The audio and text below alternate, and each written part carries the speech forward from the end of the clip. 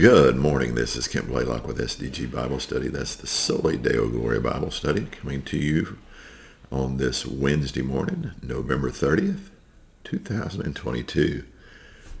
Today we will continue in our reading of God's Word in a blended fashion, but this morning we will be in the book of 2 Chronicles in the entirety. This morning we'll be in two chapters, 23 and 24, as we close out this month of November.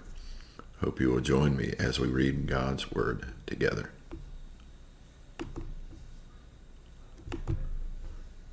Second Chronicles, chapter 23. But in the 7th year, Jehoiada took courage and entered into a covenant with the commanders of hundreds. Azariah the son of Jehoram, Ishmael the son of Johanan, Azariah the son of Obed, Maaseiah the son of Adiah, and Elishaphat the son of Zichri. And they went about through Judah and gathered the Levites from all the cities of Judah and the heads of fathers' houses of Israel, and they came to Jerusalem. And all the assembly made a covenant with the king in the house of God. And Jehoiada said to them, Behold, the king's son, let him reign, as the Lord spoke concerning the sons of David. This is the thing that you shall do. Of you priests and Levites who came off duty on the Sabbath, 1/3 shall be gatekeepers, and 1/3 shall be at the king's house, and 1/3 at the gate of the foundation. And all the people shall be in the courts of the house of the Lord. Let no one enter the house of the Lord except the priests and ministering Levites. They may enter, for they are holy, but all the people shall keep the charge of the Lord. The Levites shall surround the king, each with his weapons in his hand, and whoever enters the house shall be put to death. Be with the king when he comes in and when he goes out. The Levites and all Judah did according to all that Jehoiada the priest commanded, and they each brought his men who were to go off duty on the Sabbath with those who were to come on duty on the Sabbath. For Jehoiada the priest did not dismiss the divisions. And Jehoiada the priest did not dismiss the division, and Jehoiada the priest gave to the captains the spears and the large and small shields that had been King David's, which were in the house of God. And he set all the people as a guard for the king, every man with his weapon in his hand, from the south side of the house to the north side of the house, around the altar and the house. Then they brought out the king's son and put the crown on him and gave him the testimony. And they proclaimed him king, and Jehoiada and his sons anointed him, and they said, Long live the king. When Athaliah heard the noise of the people running and praising the king, she went into the house of the Lord to the people. And when she looked, there was the king standing by his pillar at the entrance, and the captains and the trumpeters beside the king, and all the people of the land rejoicing and blowing trumpets, and the singers with their musical instruments leading in the celebration. And Athaliah tore her clothes and cried, Treason! Treason! Then Jehoiada the priest brought out the captains who were set over the army, saying to them, Bring her out between the ranks, and anyone who follows her is to be put to death with the sword. For the priest said, Do not put her to death in the house of the Lord.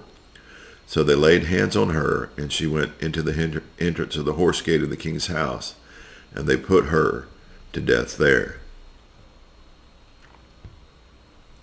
And Jehoiada made a covenant between himself and all the people and the king, that they should be the Lord's people.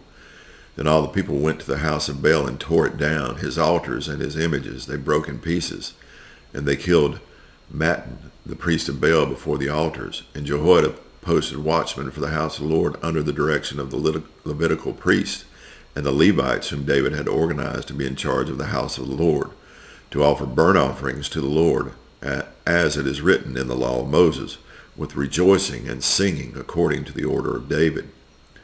He stationed the gatekeepers at the gates of the house of the Lord, so that no one should enter who was in any way unclean. And he took the captains, the nobles, the governors of the people, and all the people of the land, and they brought the king down from the house of the Lord, marching through the upper gate to the king's house, and they set the king on the royal throne.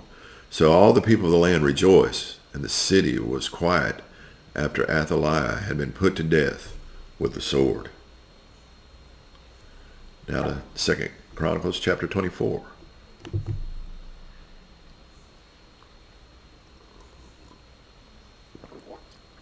Joash was 7 years old when he began to reign, and he reigned 40 years in Jerusalem. His mother's name was Zibiah of Beersheba, and Joash did what was right in the eyes of the Lord all the days of Jehoiada the priest. Jehoiada got for him 2 wives, and he had sons and daughters. After this, Joash decided to restore the house of the Lord. And he gathered the priests and the Levites and said to them, "Go out to the cities of Judah and gather from all Israel money to repair the house of your God from year to year, and see that you act quickly." But the Levites did not act quickly. So the king summoned Jehoiada the chief and said to him, "Why have you not required the Levites to bring in from Judah and Jerusalem the tax levied by Moses, the servant of the Lord, and the congregation of Israel for the tent of testimony?" For the sons of Athaliah, that wicked woman, had broken into the house of God, and had also used all the dedicated things of the house of the Lord for the Baals. So the king commanded, and they made a chest and set it outside the gate of the house of the Lord. And proclamation was made throughout Judah and Jerusalem to bring in for the Lord the tax that Moses the servant of God laid on Israel in the wilderness. And all the princes and all the people rejoiced and brought their tax and dropped it into the chest until they had finished. And whenever the chest was brought to the king's officers by the Levites, when they saw that there was much money in it, the king's secretary and the officer of the chief priests would come and empty the chest and take it and return it to its place. Thus they did day after day and collected money in abundance. And the king and Jehoiada gave it to those who had the charge of the work of the house of the Lord. And they hired masons and carpenters to restore the house of the Lord, and also workers in iron and bronze to repair the house of the Lord. So those who were engaged in the work labored, and the repairing went forward in their hands, and they restored the house of God to its proper condition and strengthened it. And when they had finished, they brought the rest of the money before the king and Jehoiada, and with it were made utensils for the house of the Lord, both for the service and for the burnt offerings, and dishes for incense, and vessels of gold and silver. And they offered burnt offerings in the house of the Lord regularly all the days of Jehoiada. But Jehoiada grew old and full of days and died. He was 130 years old at his death, and they buried him in the city of David among the kings, because he had done good in Israel and toward God in his house. Now after the death of Jehoiada, the princes of Judah came and paid homage to the king. Then the king listened to them. And they abandoned the house of the Lord, the God of their fathers, and served the Asherim and the idols. And wrath came upon Judah and Jerusalem for this guilt of theirs. Yet he sent prophets among them to bring them back to the Lord. These testified against them, but they would not pay attention. Then the Spirit of God clothed Zechariah the son of Jehoiada the priest, and he stood above the people and said to them, "Thus says God, why do you break the commandments of the Lord so that you cannot prosper? Because you have forsaken the Lord, he has forsaken you." But they conspired against him, and by command of the king they stoned him with stones in the court of the house of the Lord. Thus Joash the king did not remember the kindness that Jehoiada, Zechariah's father, had shown him, but killed his son. And when he was dying, he said, "May the Lord see and avenge." At the end of the year, the army of the Syrians came up against Joash.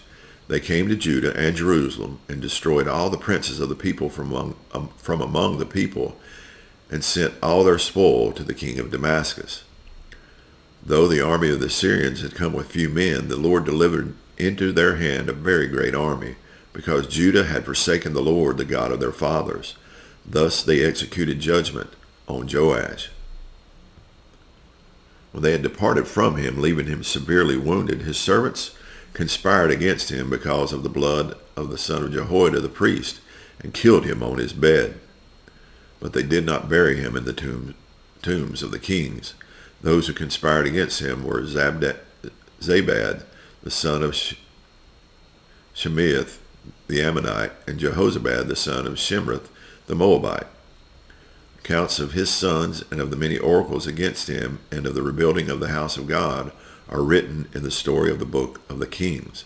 And Amaziah, his son, reigned in his place. And that's going to conclude our reading from God's Word this morning. As we read these two chapters in 2 Chronicles 23 and 24, and it is amazing to me how quickly a man's heart can turn from God to following false gods, as we've seen in Joash.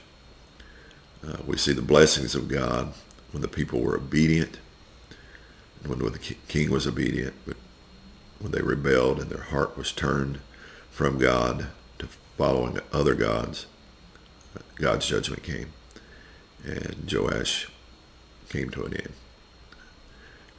It's amazing how much influence Jehoiada the priest had on the king and all of Judah and Jerusalem. I pray that you stay obedient to our God today. Hope you have a blessed day. Enjoy the day that God has given you. Soli Deo Gloria.